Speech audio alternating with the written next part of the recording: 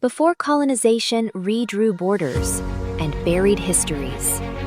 Africa was home to empires of staggering wealth, brilliance, and power. These weren't myth. These were cities of stone, rulers of gold, and queens who defied empires. Today, we uncover 10 lost African empires that rewrote history and are finally reclaiming their place in it.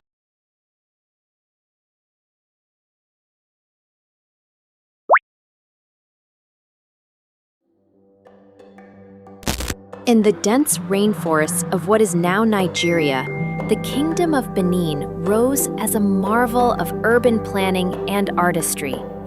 Its capital, Benin City, was protected by a series of moats and walls, among the largest man-made earthworks in history.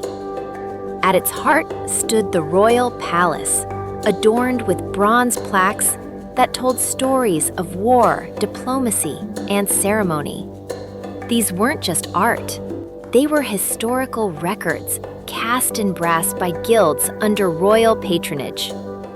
But in 1897, British forces invaded, looted the bronzes, and burned the city.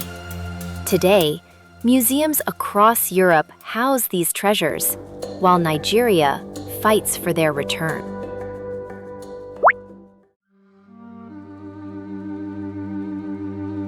Led by the legendary Mansa Musa, the Mali Empire stretched from the Atlantic Ocean to the heart of the Sahara.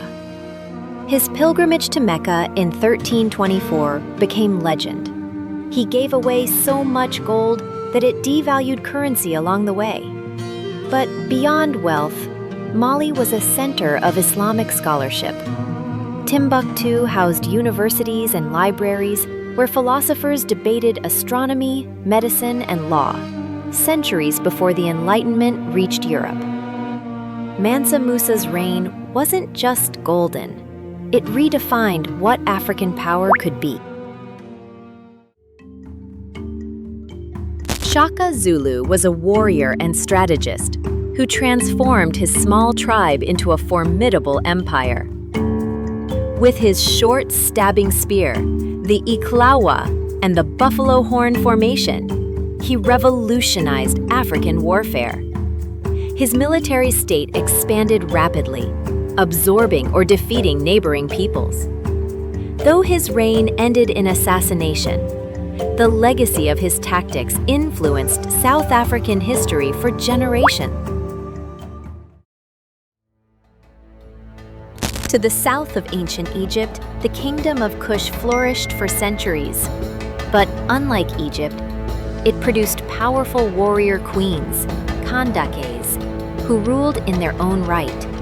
Queen Amanirenas led her army against Rome. She blinded one eye in battle and still forced a peace treaty with the empire. Meroë, the capital, was home to its own pyramids, a script still being deciphered, and ironworking on an industrial scale. Axum was a powerhouse of trade, linking Africa, Arabia, and the Roman world. Its rulers minted coins with crosses, marking it as one of the earliest Christian kingdoms in the world, long before Europe fully embraced the faith. Its towering stelae stood as monuments to royal lineage and divine power. One was stolen by Mussolini and only returned to Ethiopia in 2005. Axum proves that ancient Africa was both spiritual and global.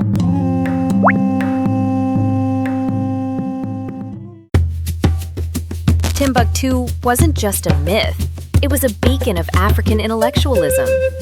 At its height, this city had more books than anywhere else in Africa and many parts of Europe. Students came from across West Africa to study law, science, mathematics, and philosophy in Arabic and local tongues. Scholars like Ahmed Baba left behind thousands of manuscripts, many now being preserved after years of conflict. The Oyo Empire was famed for one thing above all: cavalry.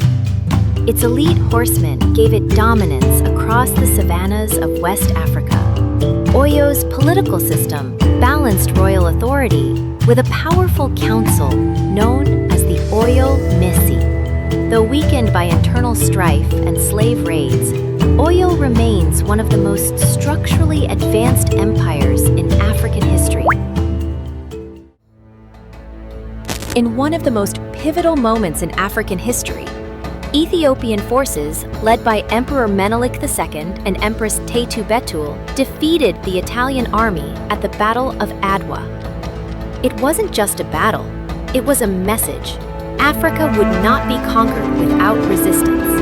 Ethiopia became a symbol of Black pride and sovereignty, remaining the only African nation never to be colonized. Its victory still echoes across the continent and the diaspora. From Lamu to Kilwa to Zanzibar, the Swahili city-states were trading hubs where African, Arab, Persian, and Indian cultures blended seamlessly. They traded gold, ivory, slaves, and spices, becoming wealthy cosmopolitan centers. Swahili, the language of trade, fused Bantu with Arabic and is still spoken across East Africa today. These cities were built in coral stone, and their architecture tells the story of centuries of multicultural exchange.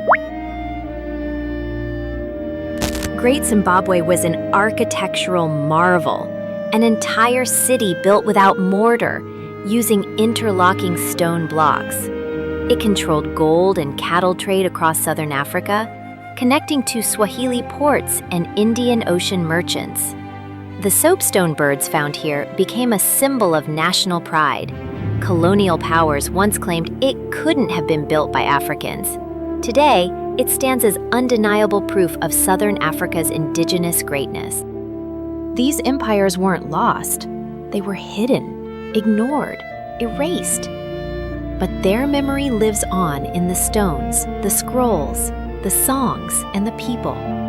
Africa was never without history. It was bursting with it. And the world is only beginning to remember.